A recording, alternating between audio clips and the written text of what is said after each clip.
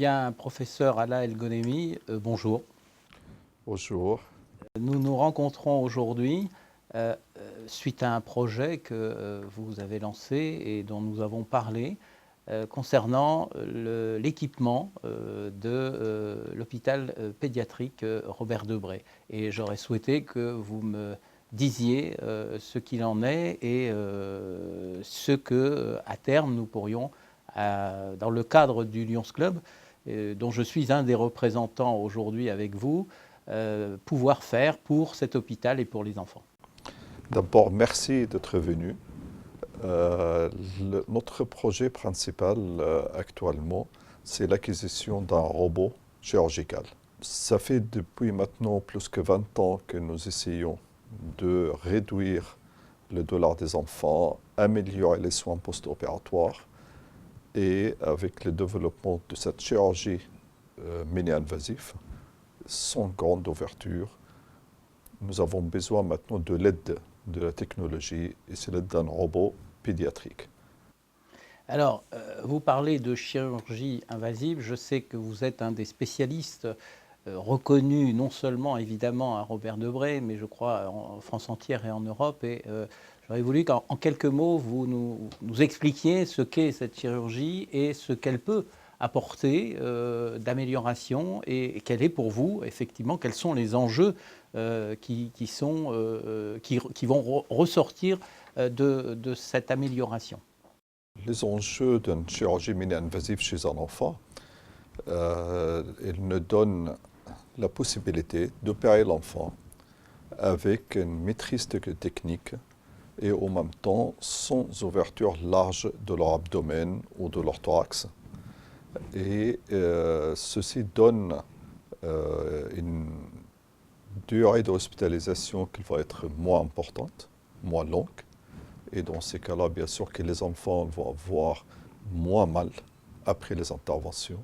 Et en même temps, on garde la perfection de technique chirurgicale grâce à, au départ, c'était l'expérience de la chirurgie mini-invasive, c'est-à-dire que la chirurgie qu'on appelle au petit trou, tout simplement, on ouvre des petites ouvertures dans le ventre ou dans le thorax pour accéder au rein ou au tube digestif. Et maintenant, il y a l'amélioration technologique importante qui est l'apport d'un robot pour assister le chirurgien. Donc, c'est entre nos mains et le corps d'un enfant. Il y a le robot entre les deux qui transmet notre savoir, notre technologie et notre technique. Eh bien, écoutez, j'espère avoir compris, mais je sais que c'est une vraie technique nouvelle sur laquelle vous vous penchez. Je voudrais savoir, puisque vous êtes à Robert Debré depuis un certain nombre d'années, alors quels sont les atouts de l'hôpital Robert Debré, l'hôpital pédiatrique, pour mener à bien justement ces expériences et en fait obtenir que ce robot, parce que j'espère qu'à terme, de toute façon, il sera présent à l'hôpital. Alors, nous sommes avant tout un hôpital universitaire avec des missions très importantes de soins et de la recherche et l'enseignement. Et depuis maintenant exactement 20 ans, depuis 1994, que le service de chirurgie à l'hôpital Robert Debré a démarré la chirurgie mini-invasive chez l'enfant. Et on a investi énormément, l'assistance publique Hôpitaux de Paris a investi, l'hôpital Robert Debré a investi dans le matériel, dans la formation, pour arriver à un niveau, comme vous avez dit, international, bien reconnu. Et quand on a un matériel si sophistiqué qu'un robot chirurgical, c'est le donner aux gens qui ont déjà l'expérience de cette chirurgie. Elle peut se servir de façon optimale. Bien, ben je crois qu'il va falloir que nous parlions un petit peu budget, parce que c'est le nerf de la guerre, l'argent. Donc, dites-moi quels sont les budgets nécessaires à l'acquisition de ce robot. Je sais qu'on en a un peu parlé, mais c'est important de savoir, quels sont les budgets, où vous allez, où nous allons, et de quelle manière ces budgets, après, pourront être financés éventuellement. Alors, c'est le problème principal. Comme toute technologie nouvelle, un robot chirurgical Actuellement, il a le coût de autour de 2 200 000 euros. Et ce prix, c'est seulement le prix d'un achat d'un robot. Et ensuite, il faut rajouter tous les ans les maintenances, les frais de fonctionnement, les frais de formation, de remplacement, qui est également très élevé. Donc, nous sommes vraiment dans le besoin de l'aide pour l'achat déjà du matériel principal, c'est le robot chirurgical, avec générosité de club et de Lions Club, on espère d'avoir un aide entre 30 et 40% de ce budget. Alors, j'ai bien noté. Quel serait l'apport de la PHP? Qu'est-ce qui est prévu dans ce cas-là? Comment ça fonctionne?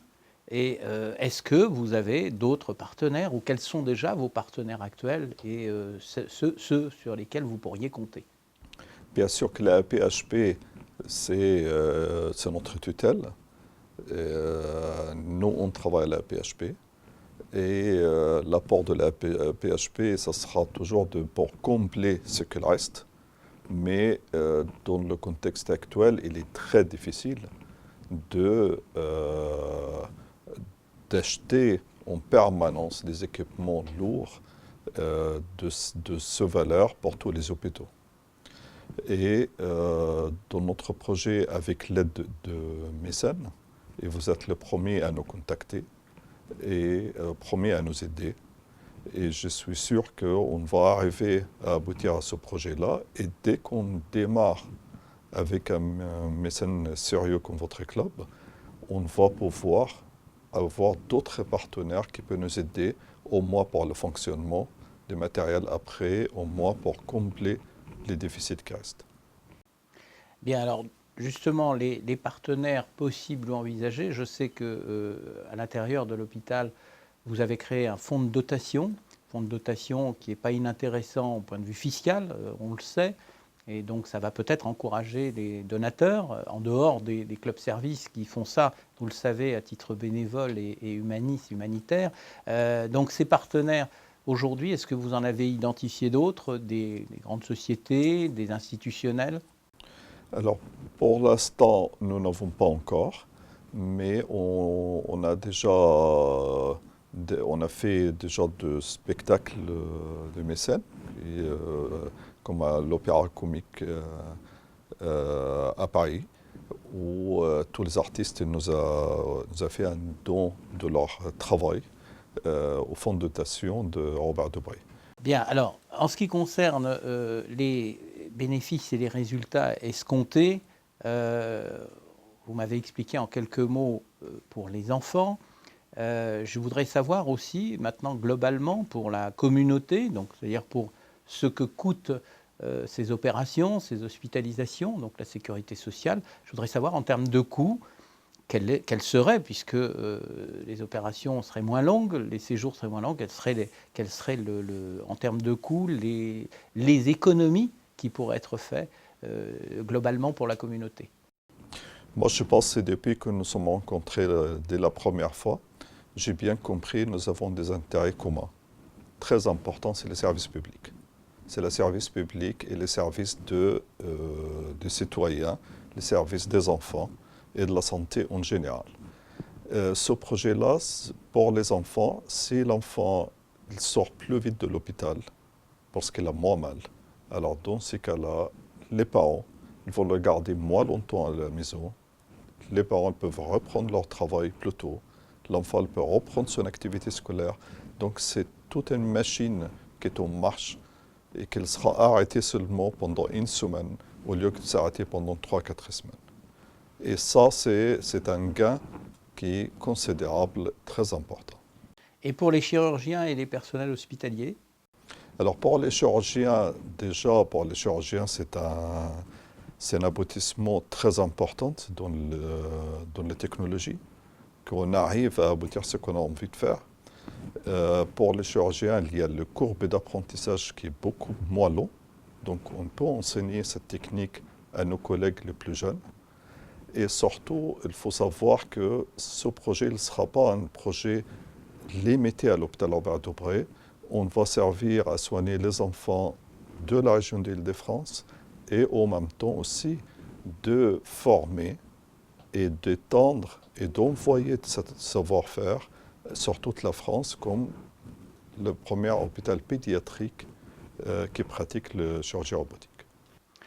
Alors, ce dont nous pourrions parler maintenant, c'est le calendrier et puis le challenge que vous allez, professeur, lancer au Lion de France. Donc ce calendrier, on en a un petit peu parlé, ébauché. Vous voyez cette opération, cet achat, cette mise à disposition sous combien de temps? Est-ce qu'il y a des délais déjà d'approvisionnement? Et puis également, pour conclure après, c'est le challenge que nous lancerons, et vous et moi, peut-être au Lion de toute la France. Bien sûr que le calendrier vient de plus en plus serré, parce que normalement, on souhaite avoir ce robot au cours de l'année 2014. Et donc, si on peut lancer votre aide le plus tôt possible, nous également, on travaille énormément de façon très intensive autour pour aboutir à l'achat de ce projet. Le challenge qu'on lance au Lion aujourd'hui pour les enfants malades, pour les enfants hospitalisés, eh bien, c'est de récolter évidemment le maximum pour que vous puissiez le plus rapidement possible obtenir ce robot chirurgical et puis surtout soulager la douleur des enfants. Professeur Algodemi, merci de m'avoir reçu. J'espère que nous pourrons faire une longue route ensemble, que les Lions de France suivront ce challenge, ce projet, et bien entendu, on se tient informé.